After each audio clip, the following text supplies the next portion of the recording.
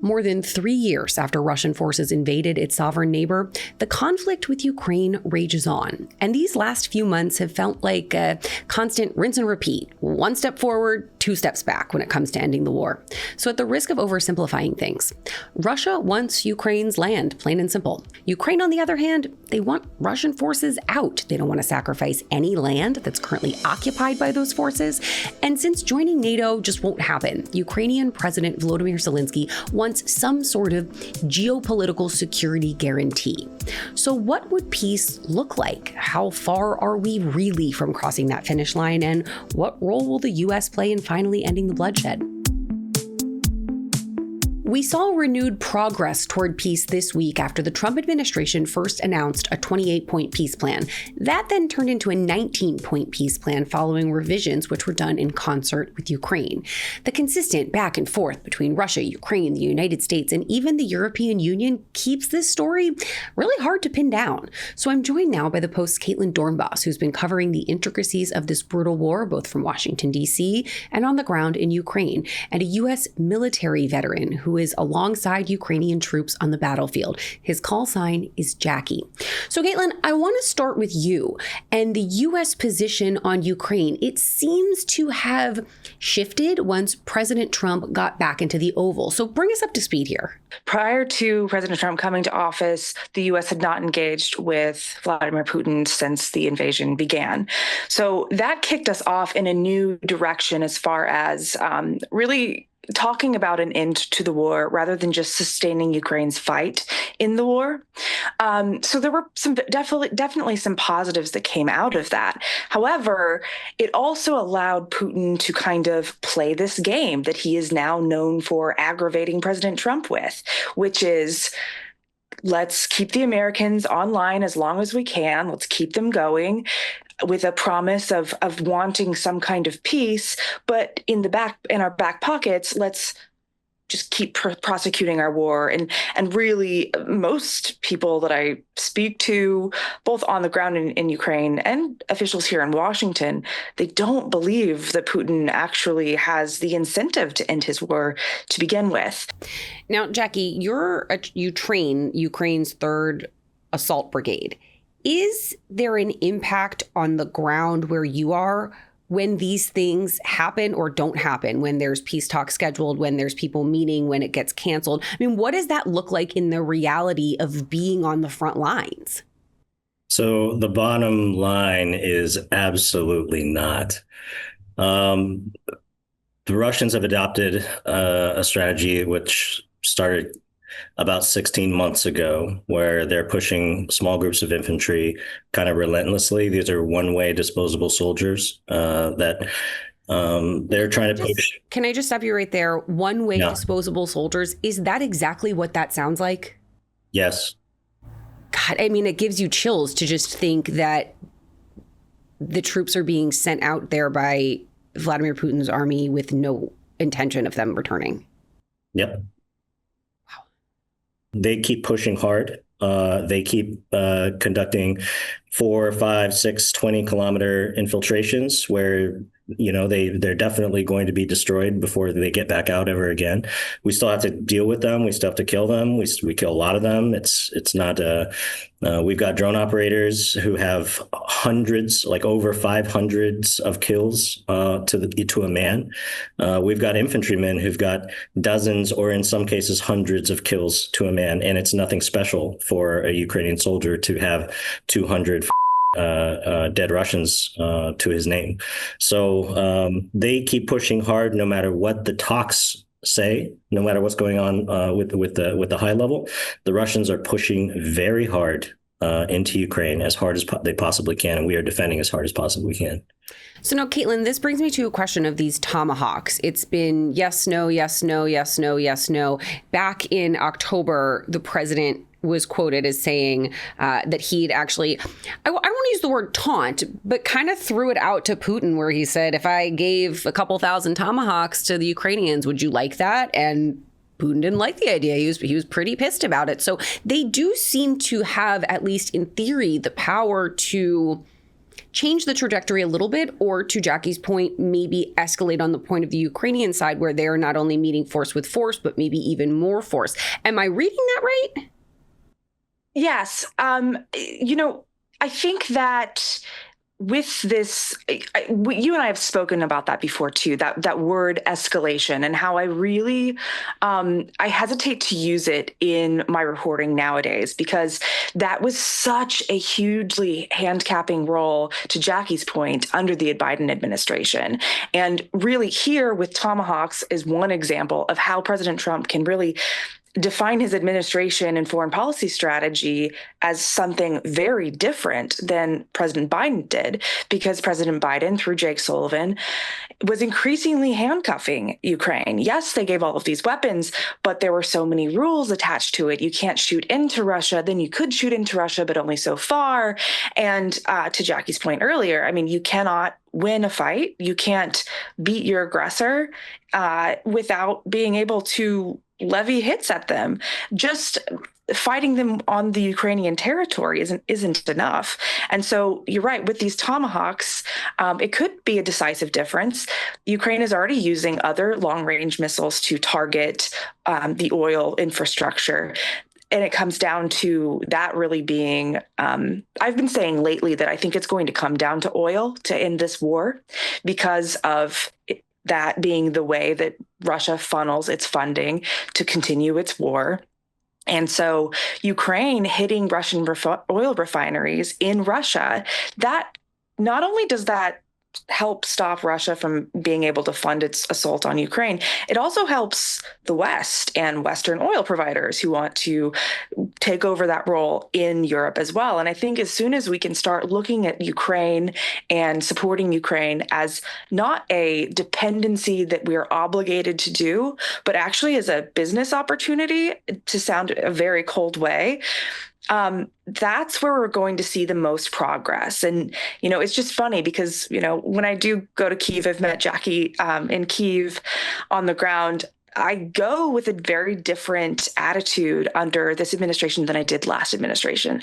Last administration, there was a lot of questions about, okay, what do you need from the U.S.? What should we be giving more of? What policies do you need changed? And now it's really, I go about my investigations kind of, covering the horrible tragedies that happen every day on the ground in Ukraine, but also where are the opportunities for partnership? Where can we join together to actually make this a quote unquote America first / mutually beneficial relationship? Now, you just brought up the conditions on the ground there. So, Jackie, you've spent a lot of time in Ukraine so far. Can you walk me through how long you've been there and what it's been like in terms of how things have changed from when you first got there to where we are now? Yeah, absolutely. So I got here in March 2022, fought the battles of Kyiv and Kupiansk and Kharkiv Oblast, and then I fought one of the bigger battles of Bakhmut as well.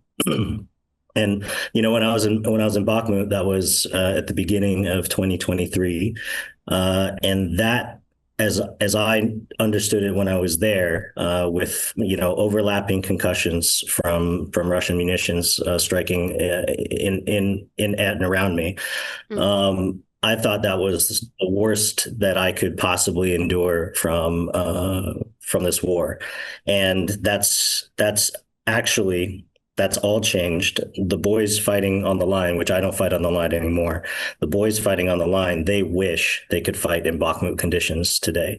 Wow. The prevalence of small drone warfare has escalated very rapidly. All these small drones carry highly lethal munitions. I'll just, I'll try to make it clear. Maybe you heard of a clever little bomb from the Americans called the Claymore. It's a pretty nasty thing. It's like an explosive shotgun, and a lot of people, they're thinking about drones and they're thinking about it's carrying an RPG for anti-tank. It's like, no, they're carrying Claymores now. This is a flying Claymore. If you tell a veteran that's gonna make hopefully make the hairs on the neck stand up a bit. Additionally, the technology, it's a highly intellectual battlefield as well. And so we really need smart. We have coder soldiers that are like in the front line, who are battling it out in the electromagnetic spectrum over control of the drones in the sky. And so anyway, it's hard to understand this battlefield without a ton of training and a ton of experience, and it's very difficult now. The way it works now is every infantryman is sort of 70% a sniper. That is, they're not a marksman, but they had better be able to hide from anything. And the way it's going to look when you're going out on a, let's say, just a regular defense, nothing special. You're not going to go do any assaults or anything. You have got to traverse about 8 kilometers in total stealth. So you're going to be crawling sometimes, you're going to be stopping a lot and waiting. And so it's going to take you, half a day at least to get that 8 kilometers on your belly. And then you're going to get to a piece of earth that has some strategic value for the local terrain. And you're going to start digging with your shovel, and you're going to dig yourself a shallow grave that you can get away with digging through the night. You've got to cover your thermal signature so that the thermal drones don't find you at night.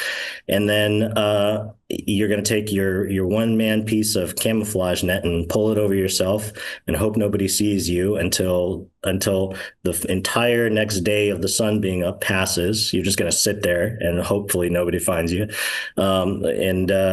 And then eventually you'll get some supplies so that you can you're going to keep digging. You're going to keep digging until you make something that's something like a little house for yourself, a little 1 meter by 1 meter house. And then we can start bringing you wood and bigger camo nets so you can, and some extra water now. So it's like everybody's got to, every infantryman individually has to earn their place on the battlefield. It's unbelievably difficult. The way I hear you describe the high technology that's being used, it's such a juxtaposition to, in order to hide from the technology, you have these almost like analog techniques where you're crawling and you're digging and you're pulling things on top of you. It almost sounds impossible. As you're describing it, it sounds almost impossible to do. Something that we've reported on are these Russian first-person drone. Is that a little bit of what you're kind of referring to here? The words like human safari were thrown around, where, as I'm understanding them, and maybe you can explain it a little bit more, either one of you can jump in here, that they basically hunt an individual. Yeah. Yeah, there's one that just happened very recently that was, an elderly couple leaving with a white flag above their heads, and they were going with their dog trying to escape their homes that have become under assault. And you watch as 2 drones intentionally target these 2 people, one after the other. The second person gives the sign of the cross before the drone comes, because when you're in that situation, you know what the result is going to be. And, as Jackie was talking about how soldiers would love to have the same situation as Bakhmut, and Bakhmut was a horrible battle. It's very similar to combat journalists in our community as well, because no longer can I go to the front of the front of the front. Usually when I go to the scene, I would be lucky to be able to embed with an infantry unit, doing howitzers or doing long range type of things. But mostly what I do is I go and I hang out in the command centers and watch as these drone operations are taking place, because it is just too dangerous to get within the, whatever 15-kilometer range, whatever the kilometer range is of these FPV drones, because I don't know if a lot of people are familiar with how they operate, but it's like the FPV, it runs on a fiber optic cable, and it reminds me of being plugged into the wall with the internet. So imagine you only had Ethernet, and then you could fly your computer, or drone in this case, anywhere that wire could reach. So It allows a lot of control and deliberate action. The piloters actually have visuals of where that drone is being flown. And as long as it's within the range of that cable's length, it cannot be jammed. It can't be, you can't use radio waves to knock it out of commission. It is just almost an absolute sure shot that that thing is going to hit its target. Now, Jackie, as you and Caitlyn had just mentioned, the idea that in 2022 you thought it can't get any worse than this. As I went back through our own reporting on the podcast, I can't tell you how many times I have said in a story to Caitlyn, it's the worst attack since blank. It seems like once a week we're getting another, it's the worst Russian onslaught since blank. They just keep doing more and more and more. And for people who are not familiar with how the reality of war really is, we think in our head it's soldiers fighting soldiers. It's military against military. But the reality is that on the ground in Ukraine, where you are, where you have been, where these fighters that you are training are going, it's not just them, it's civilians too, right? It's civilians, and most of the soldiers on my side, like the vast majority of them, I would say over 90% of them at this point, were not professional soldiers as of 3 years ago. 90%, or possibly higher. My first unit I trained was a battalion terror defense. This was a nice part of the city that I was training were from, and these were doctors, lawyers, and people with good careers and good lives and good futures and good families and good outlooks for their children, and that they had to pick up arms. So if 90% of the forces is not, it didn't just started 3 years ago. These are not professional soldiers in a lot of cases. This is like, we've got brigade commanders who started fighting 3 years ago. We've got a guy who's in charge of 4,000 souls who started his military career 3 years ago. That is the length of time it takes to promote a private to specialist in the U.S. military. These people are fighting for their lives on the Ukraine side. Yeah.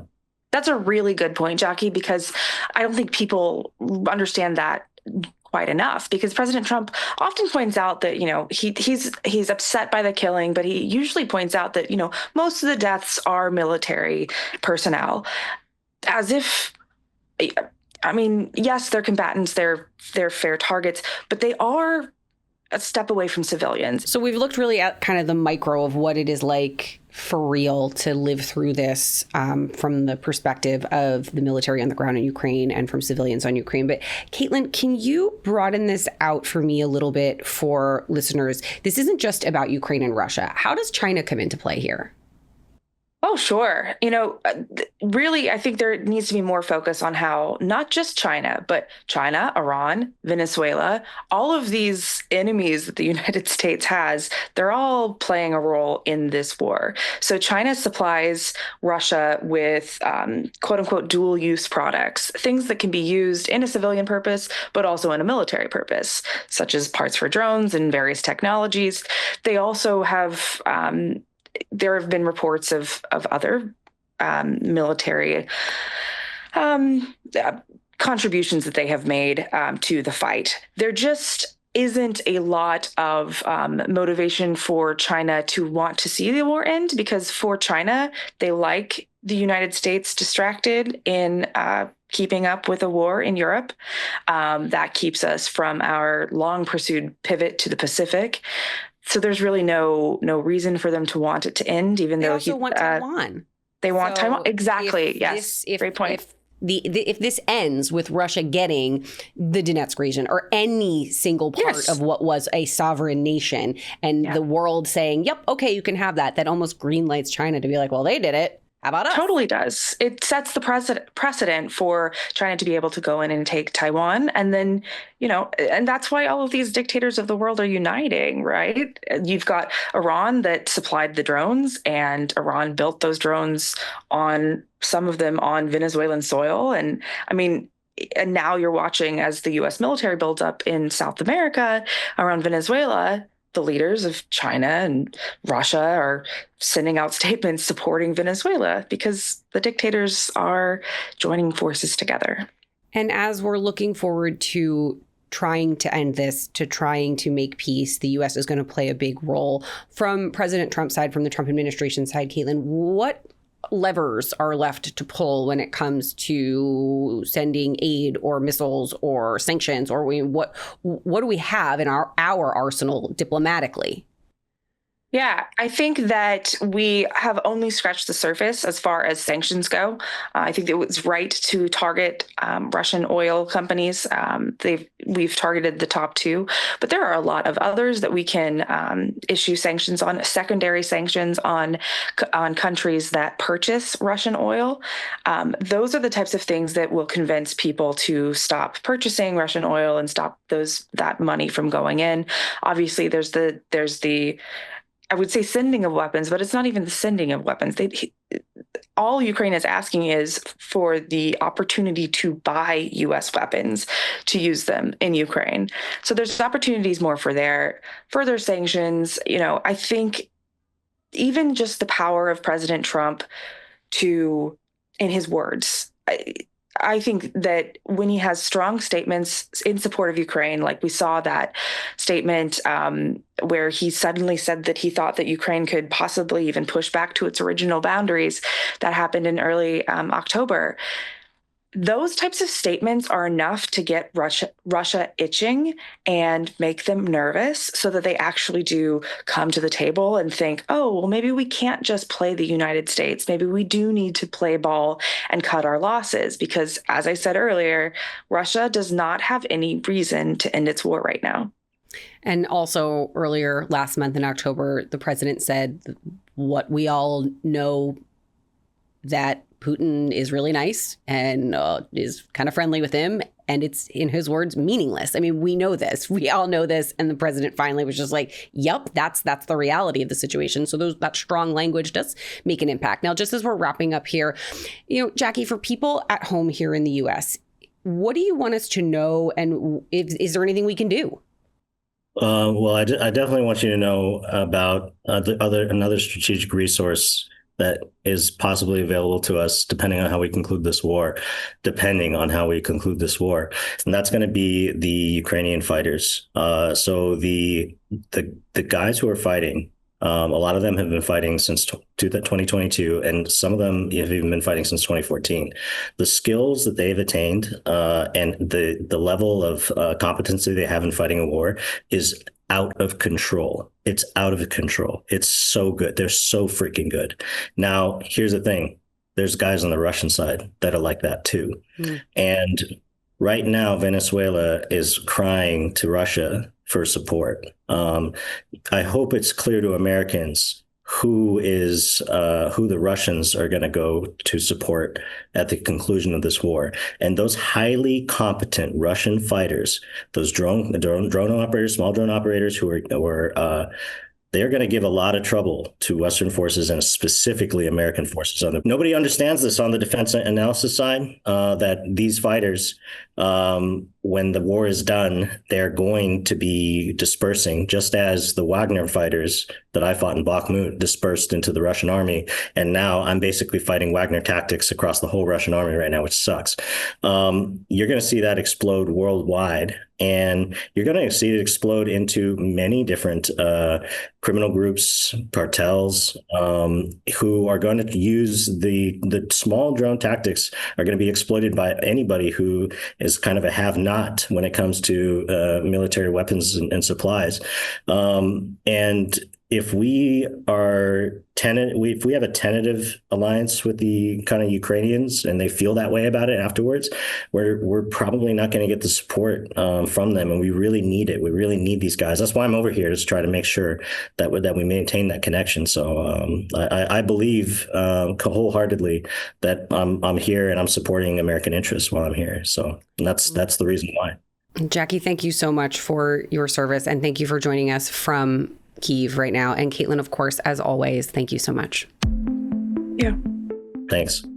And guys, for the latest on this ever-changing conflict, make sure you head to the New York Post so you can follow along with Caitlyn's coverage. And of course, like and follow the New York Postcast wherever you get your podcasts and on YouTube. I'll see you guys on the next pod.